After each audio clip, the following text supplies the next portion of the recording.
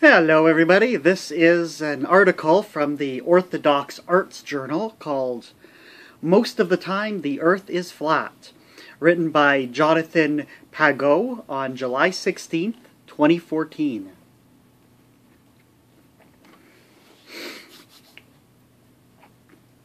Science, modern science that is, has engulfed nearly our entire gaze.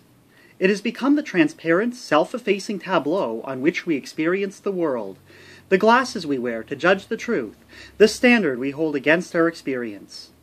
Self-obvious to most, the material, quantitative vision of the universe that has developed since the so-called Enlightenment has become both the largest bludgeon wielded against religion, whilst simultaneously being raised as the final standard of truth, the last fragile barricade erected by some religious proponents against an unstoppable onslaught.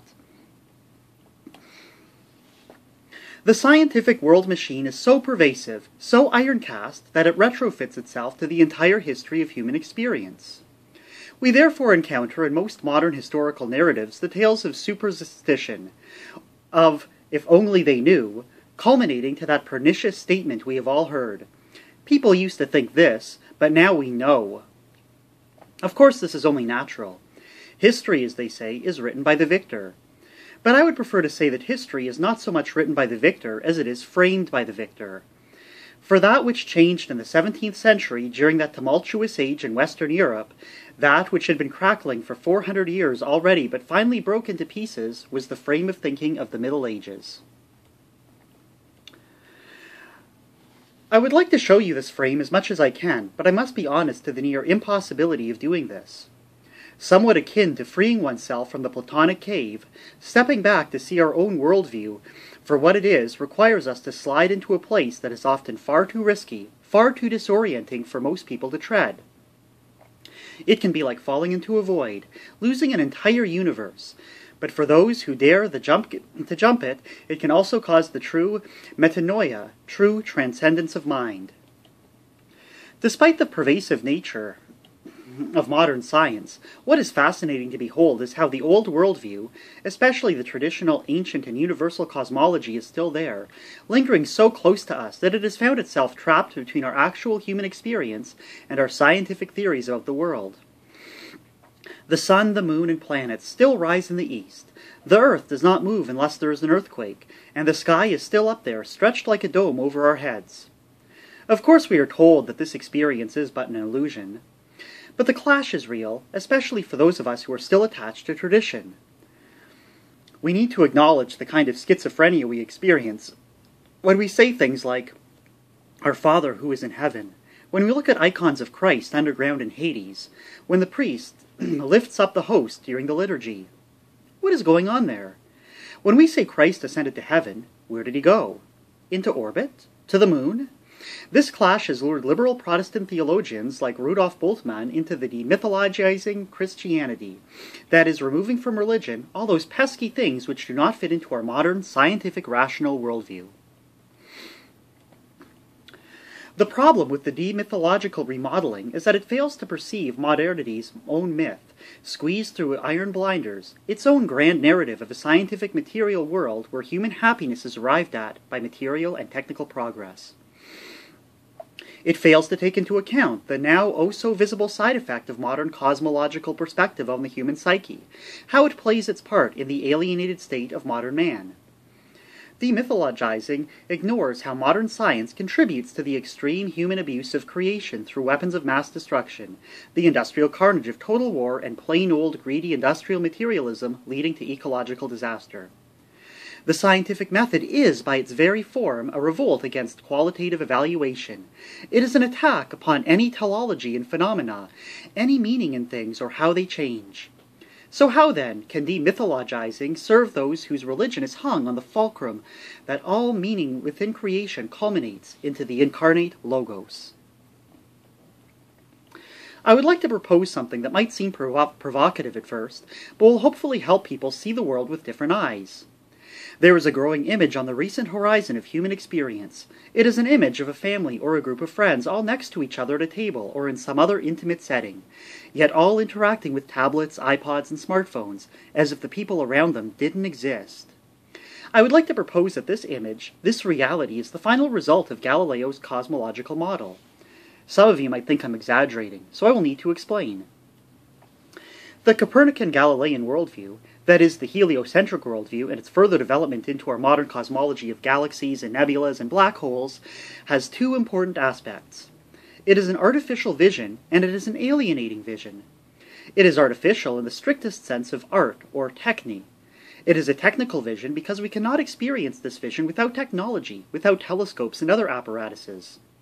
Because technology is a supplementary thing, a garment of skin, something which we add to our natures in order to physically bolster them toward the material world, it therefore also leads further into the material world itself. I have explained this paradox elsewhere, but it might be useful to go over the basic notion. A human technology, any technology, exists in order to supplement human experience facing the dangers and challenges of physical existence. Clothing protects us from the climate. Writing records things, so we need not remember them at all. Weapons make us stronger than our enemies. But each technology leads us further into material existence because it gives us the sense of material strength. If I can build a house or create warm clothing, I can live in places where without them I would surely die. If I now have matches to make fire, I no longer need to learn to make fire without them. Since I have my mother's phone number on my smartphone, there is no need to remember it. Each strength, therefore, is also at the same time a weakness, because I inevitably become dependent on this artificial strength. Of course, there is nothing inherently wrong with this. In fact, there had always been technology as material supplement to existence, clothing, houses, tools, developed by humanity to hold death at bay. Truly, though, it is only in the 17th century that humans engaged their eye into this process of supplement. It is only in the 17th century that men framed their vision with metal and glass, projecting their mind out into an artificially augmented space. Men always had artificial spaces, painting, sculpture, maps, but the telescope and microscope are self-effacing artifices.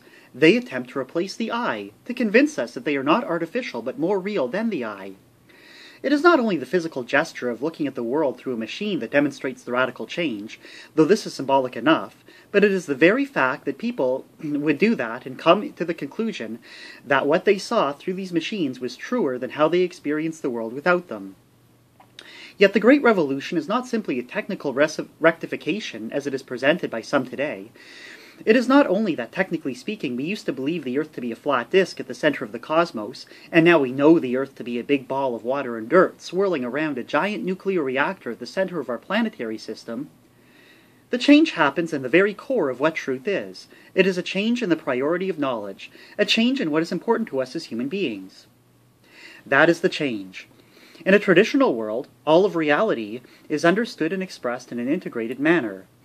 We describe phenomena in the manner we experience it, because what is important is not so much the making of big, mechanically precise machines that will increase our physical power, but rather the forming of human beings that have wisdom and virtue. The resistance to the heliocentric model was a desire to save the phenomena, the desire to express the world as we experience it, because this expression must remain connected to how human beings live their lives and interact with God and their fellow man.